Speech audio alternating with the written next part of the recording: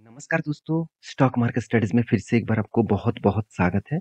तो मैं आज डिस्कशन करूँगा एक आईटी सेक्टर कंपनीज़ के बारे में और आईटी में देखिए 2 तरीके से कैटेगरीज़ होते हैं। एक large and blue chip type companies होते हैं, दूसरा medium and small cap type company होते हैं। तो मैं आज medium and small cap type companies से ही जुड़े हुए एक कंपनी के बारे में बात करूँगा, जिसके ऊपर कुछ मंथ पहले एक फ्रॉड का आरोप लगाया गया था और वो भी सेबी के माध्यम से। और वो फ्रॉड का आरोप लगाने के बाद भी आज देखेंगे स्टॉक किस तरीके से भाग रहा है। मैं आपको इस कंपनी की इन डेप्थ एनालिसिस के बारे करके दिखाऊँगा और क्या सही में अभी कंपनी फिर से वो रिकवरी कर पाएँगे, फिर से वो भाग पाएँगे, तो वो सारे इन्फॉर्मेशन आपके साथ में शेयर करूँगा। तो चलो एक-एक करके सारे डिटेल्स यहाँ पे देख लेता हूँ। सबसे पहले मैं इस कंपनी के नाम आपको बता दूँ, उससे पहले कंपनीज़ के जो आरोप लगे, उस आरोप को देख लीजिए। तो किसने आरोप लगाया और किसके ऊपर आरोप लगाया, ध्यान दीजिएगा। सेबी ने आरोप लगाया था और किस बेसिस में, SEBI issues 100 cases notice from Whitecom group. तो आप देख सकते हैं। तो जो इलीगल फ्रॉड है तो उसके ऊपर आरोप लगाया गया था सेबी के माध्यम से और एक्सचेंज के माध्यम से, मतलब सिक्योरिटी जो बोर्ड एक्सचेंज है, तो उन्होंने किसके ऊपर आरोप लगाया, बाइटकॉम ग्रुप। आप सभी जानते हैं बाइटकॉम ग्रुप के बारे में मैं बहुत सारे वीडियोस आपको बना के दिया। जब इस आरोप लगाया गया था उसके बाद देखिए शेयर के ऊपर बिग बिग क्रैश देखने को मिला, बड़ा से बड़ा क्रैश देखने को मिला। देखिए मेरे हिसाब से ना, स्टॉक मार्केट में अगर आप ठंडे दिमाग में काम करेंगे ना तो आपको बहुत कुछ मिलने वाला है। क्योंकि जब गिरावट हुआ था, मैं आपको एक वीडियो बना के बोला था, इस कंपनी देखिए कुछ दिनों के अंदर आपको एक अच्छा खासा रिटर्न देंगे, कुछ दिनों के अंदर और फटाफट रिटर्न देंगे। और वो रिटर्न भी दिया। मैं आपको मेरे प्रीवियस वीडियो आपको जाकर देखना, अगर आप मेरे प्रीवियस बाइटकॉम ग्रुप के ऊपर वीडियो देखेंगे तब भी मैं आपको मेंशन किया था कि आपको फटाफट फायदा मिलेगा। क्यों मिलेगा और इस तरीके से गिरावट होने के बाद ऑपरेटर क्या करते हैं वो भी मैं आपको मेंशन किए थे। तो देखिए फ्रॉड का तो आरोप था, फ्रॉड का आरोप सही था, क्योंकि कंपनी ने जो इसका जो मतलब कैश फ्लो सेगमेंट है उसके ऊपर छेड़खानी किए और कंपनी का जो उनको नोटिस भी किए थे बाइटकॉम ग्रुप को, वो उन्होंने उस नोटिस का जवाब नहीं दिया। तो फाइनेंशियली जो स्टेटमेंट है उस स्टेटमेंट में बहुत ज़्यादा गलतियाँ था। तो उस गलती के कारण सेबी ने एक बहुत बड़ा इसके ऊपर आरोप लगाया और उसके चलते स्टॉक के ऊपर बिग क्रैश देखने को मिला। तो क्रैश तो हुआ था, क्या सही में कंपनी के ऊपर दम नहीं है क्या क्रैश होने के बाद फिर से रिकवरी करने के लिए? तो देखिए उससे पहले कंपनी का बिजनेस मॉडल समझना बहुत जरूरी है। मुझे इस कंपनी का जो सबसे बेस्ट पॉइंट लगता है कंपनी का कस्टमर, कंपनी का क्लाइंट्स देखेंगे तो आप खुद चौंक जाओगे कि इतने बड़े बड़े से क्लाइंट्स इस कंपनी के हाथ में। उनमें से कुछ कंपनीज के बारे में आपको बता दूं। देखिए AOI, ये भी एक सबसे बड़ा कंपनी है। स्मार्ट प्लास, साथ ही साथ आप देखेंगे तो गूगल भी इसका कस्टमर है, माइक्रोसॉफ्ट भी इसका कस्टमर है। साथ ही साथ आप और भी देखिए कितने बड़े बड़े कस्टमर है इसका। विंड, ये भी इसका कस्टमर है। आप देखेंगे तो स्पोर्टेक्स इसका कस्टमर है। तो कितने बड़े से बड़े कस्टमर इस कंपनी ने एक्वायर करके रखा। मीडिया मैथ, ये भी एक बड़ा कस्टमर है। तो CBS, ये भी एक बड़ा कस्टमर है। तो बड़े से बड़े कस्टमर कंपनी ने एक्वायर करके रखा, तो क्या कंपनी में दम नहीं है? बिल्कुल है। तो कितना दम है वो आपको मिलेगा फाइनेंशियल रिपोर्ट्स में। ध्यान दीजिएगा कहाँ पे गड़बड़ी हुआ था वो भी मैं आपको दिखाऊंगा। तो कंपनी के बाइटकॉम ग्रुप के अभी प्राइस कितना है, 30। अगर कंपनी लो कितने किए थे, टू 10। इसका मतलब कंपनी दुगना रिटर्न आपको दे चुके हैं कुछ ही दिनों के अंदर अंदर। तो ये एक बिग पॉजिटिव थिंकिंग में आपको बोला था कि मार्केट जब गिरता है ना, कोई भी स्टॉक के ऊपर गिरावट होता है, तो आपको एक बात का ध्यान रखना है कि सही में कंपनी में दम नहीं है, कि सही में कंपनी के ऊपर आरोप जो लगाया गया वो ऑपरेटर ने इस तरीके से न्यूज को फ्लैश करके नीचे लेके आया स्टॉक को, उसके बाद बाइंग किया। बिल्कुल इसी तरीके से काम किया गया। आपको मैं चार्ट पैटर्न में समझाऊंगा, उससे पहले कंपनी का फंडामेंटल डिटेल्स देख लेते हैं। तो कंपनी का return of equity, return of capital employed ठीक ठाक है, अच्छा खासा देखने को मिला। कंपनी का देखिए डेट फ्री कंपनी है, एनुअली इनकम भी तगड़ा एनुअली इनकम है। 1 रुपया कंपनी कर्जा नहीं लेके रखा। इसका मतलब इसका जो जो कंपनी का मैनेजमेंट है वो कितना स्ट्रांग है आप सोच सकते हैं। कंपनी का प्लेजिंग कम है, ठीक है। कंपनी का प्रोमोटर के पास होल्डिंग भी कम है, चलो मान लेता हूँ। सब सारे कंपनीज के ऊपर होल्डिंग ज्यादा रहेगा ऐसे कुछ गारंटी नहीं होता। और कंपनी का पैग रेशियो एकदम बेस्ट लेवल में है, क्विक रेशियो भी शानदार है। EBITDA मार्जिन में थोड़ा सा करेक्शन देखने को मिला, मगर रिटर्न ऑन कैपिटल एम्प्लॉयड 3 साल में बहुत बढ़िया है। अगर इसके एनालिसिस के बारे में बात करूँ तो देखिए प्रोमोटर होल्डिंग डिक्रीज हुआ है। उसके अलावा कोई भी कौन आपको नहीं दिखेगा, कोई भी नेगेटिविटी नहीं दिखेगा।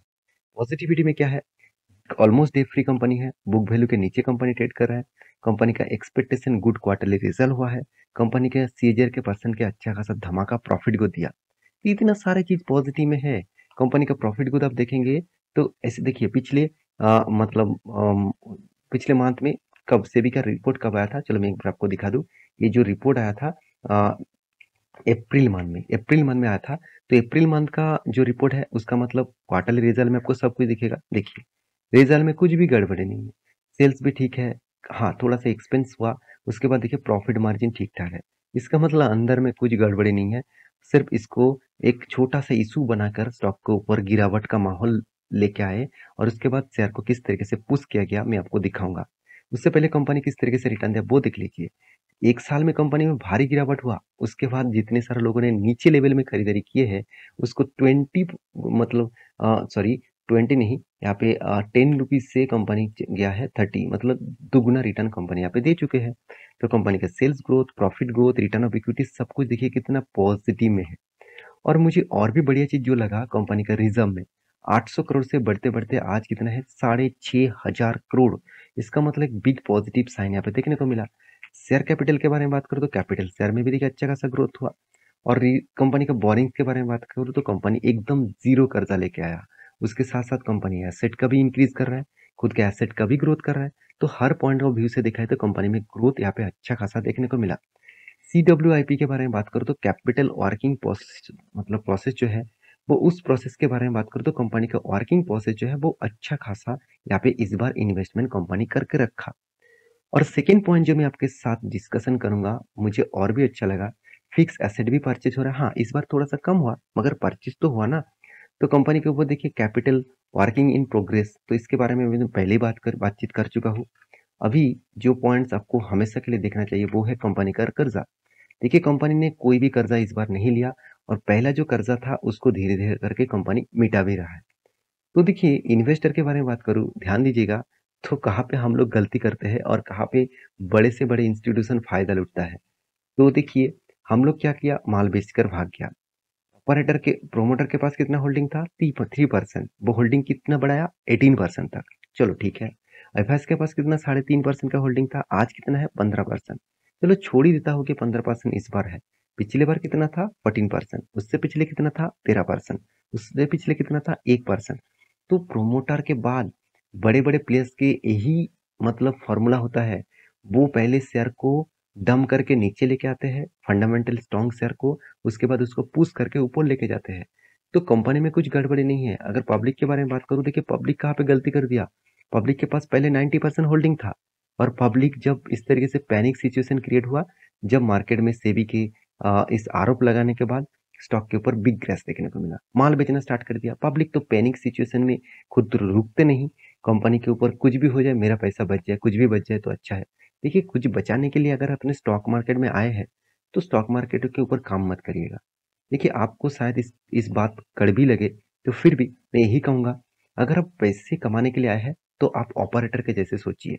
ऑपरेटर के जैसे सोचेंगे तो आप जरूर पैसा कमा पाएंगे। देखिए मैं भी पहले जब स्टॉक मार्केट में आया था तब मैं इसी तरीके से सोचता था कि चलो कुछ भी पैसा बच जाए, अगर मेरा ज्यादा लॉसेस हो जाएगा तो मैं बर्बाद हो जाऊंगा, तो इसलिए मैं छोटा मोटा लॉस लेकर निकल जाता था।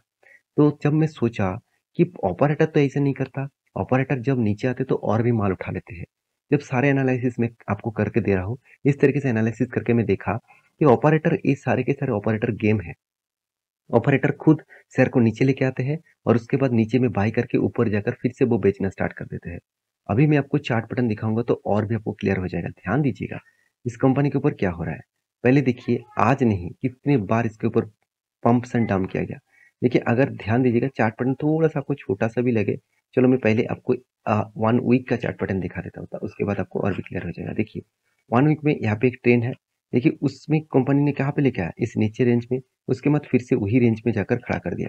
इसका मतलब जो ट्रेंड यहाँ पे देखने को मिला, टोटल जो यहाँ पे फिगर आउट है, अगर मैं नीचे लेवल से ऊपर लेवल तक देखूं तो कितना 450% का रिटर्न, 450%।